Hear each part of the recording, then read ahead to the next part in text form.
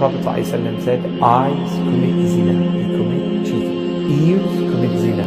Mouth commit zina. Hands commit zina.